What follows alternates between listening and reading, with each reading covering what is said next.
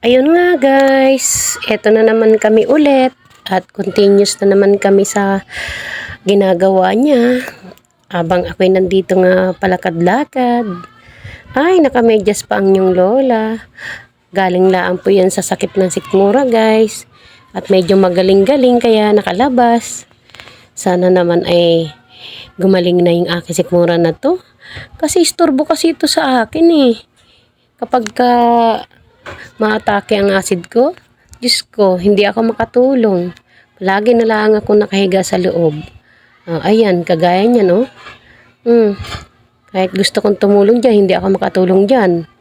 Dahil sa hindi kaya ng aking katawan. Kahawak na naman nga ni ako diyan. At ayan nga ni yung asawa ko, guys. Yung hawak niyang kahoy na yan, ay sukat niya ng pagputol ng kawayan. Naputol daw siya ng kawayan, kaya ayan, punta siya doon. At ito namang si Taba, ayan, paikot-ikot. Diyos ko, lakad ka na lang, Taba, huwag ka nang magbantay diyan, doon ka na lang sa loob. At ayan nga, kinuha ng asawa ko yung kanyang pampuputol. At ito namang inyong kalbong vlogger na to, lagi na nakabantay. At ayan nga guys, tumambay-tambay muna ang asawa ko diyan. Parang nag-iisip pa siya kung paano niya yung bubuuhin. Huwag ka nang mag-isip. Diret-diretso mo lang ang paggawa mo niyan. At ayan, ayan, tama yung kawayan na yan. Sinundan ko nga siya doon sa labas. At ayun nga, nakita ko nga siya na nagasukat ng kawayan. Ay, malapit na rin pala siyang makalbo. Manipis na rin pala ang tuktok ng kanyang ulo. Malapit na rin makita ang kanyang buwan. Parehas na lang kita ngayong kalbo. Mag-asawa nga tayo. Parehas manipis ang ating mga buhok. Numipis yung buhok niya dahil sa konsumisyon sa akin siguro. At ayan nga guys, babaakin niya na yung kawayan. Ayan, binaakin niya na yung kawayan. Dahil yan ay gagawin niyang pangbakod doon. Ayan. Ganun lang pala ang pagbiyak ng kawayan. Kailangan mong hampas-hampasin para madali siyang maibaba. Ang galing talaga, mautak din na. Malay ko ba sa ganyan? At ayan na nga guys, binuhat niya na yung kawayan na hinati-hati niya sa maliliit. Ayan. Pumasok na siya dyan sa loob at ako'y kasunod niya. Siyempre, walang magbibideo pag hindi ako masunod. Ako lang naman taga-video niya. Ay, kung hindi ako susunod, sinong kukuha? Diba? At ang mga nyug na ito, Diyos ko, yan yung nakuha niya ng isang araw. At ayan, binaba niya na dyan yung mga kawayan na dala niya. At dyan yan ilalagay sa dingding. Ididingding niya yan dyan sa kulungan ng kanyang mga Texas. Ayan guys. Kailangan talagang ikulong yung mga Texas niya. Kasi pag hindi niya yan ikukulong, ay talagang mauubos. Walang mangyayari. Kasayang barang. Hindi ko pa pala nga naikwento sa inyo guys. Sus ko, ang dami ko na sanang pato guys.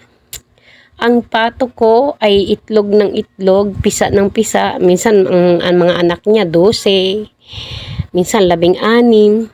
Sus ko po, unti-unting nagkakawala isa-isa. At yun palang pusa na yun ang kumakain.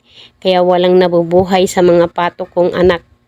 At ayan nga, ako'y pumasok na sa loob ng bahay dahil hindi ko nakayanan na yung init. Pumasok na ako sa loob ng bahay. Alam niyo naman, eto, madilim sa bahay namin kasi alam na. Hindi ko sinindihan yung ilaw kasi dagdag pa yan sa init at saka sa kuryente. Ayan. At pagkatapos ay dito ko na lang itinutok sa bintana ang aking pag-video ng ginagawa ng asawa ko dyan. Ay, ayun nga pala siya. Andun siya. Talagang matyaga niyang tinatapos yung kanyang kulungan ng Texas. Marami ko ring mga kalapati guys na alaga. Yung kalapati ni Tutoy. Marami ko ding alagang kalapati. Yung mga yun naman ay nandiyan sa bubong. Pinalaya namin, nakakalipad sila. Nabalik naman sila paghapon. Balik, nag-uwian sila. Sabay-sabay nga na silang mag-uwian pagdating ng hapon. Siguro, naghahanap ng makakain or naghahanap ng niligawan sila. Kung saan-saan na lang sila nagapupunta. Malaya silang makalipad kung saan nila gustong pumunta. Ganyan ako sa mga alaga ko eh. Malaya kang makakalipad. Yan. At alam mo ba guys na habang dito ako sa bintana pinapanood kong asawa kong yan. Diyos ko, sabi ko maglagay malaang ng pandong. Ayaw magpandong Ay, ayos pa naman daw. At malamig-lamig pa naman daw. Hindi naman daw masyadong mainit. Pero para sa akin, mainit na yun. Ayan, tingnan mo guys. Yung tama ng init doon. Ayan. Yung tama ng init ng araw doon sa kulungan ng manok. Maganda nga doon kasi pagka halimbawa umulan, ay di ataasan na lang namin yung loob ng kulungan. Hakutan na lang namin ng buhangin doon sa ilog. Para medyo mataas-taas siya doon kapag umulan. At papakita ko sa inyo guys itong anahaw namin. Yung anahaw na yun, nilagay ko sa isang lagayan para hindi siya masyadong lumaki ang dahon. Ganun lang siya kalaki guys kapag siya ay tumaas. Ganun lang kalaki. Maganda kaya siyang tingnan yung anahaw na yan.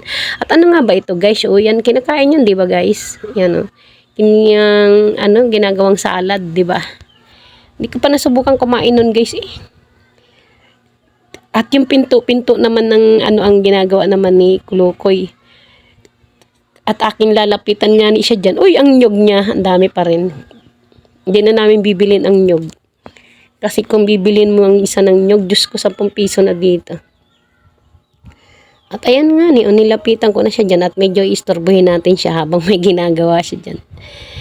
Diyos ko, matanda na rin pala ang asawa ko manipis na rin yung buhok niya, pero malakas pa rin yan. Sa kanya na lang nga ako kumukuha ng lakas ng loob.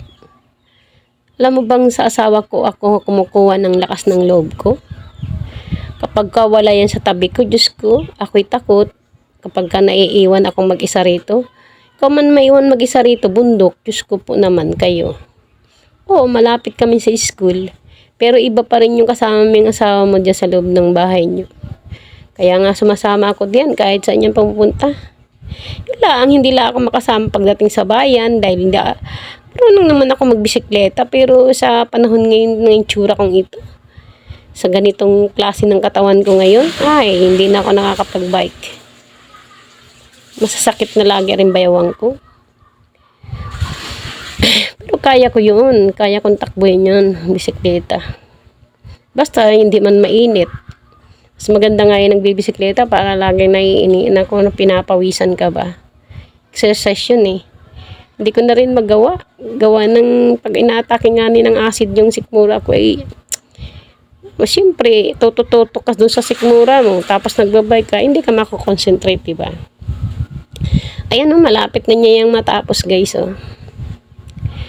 Mas maganda talaga yung nagkusa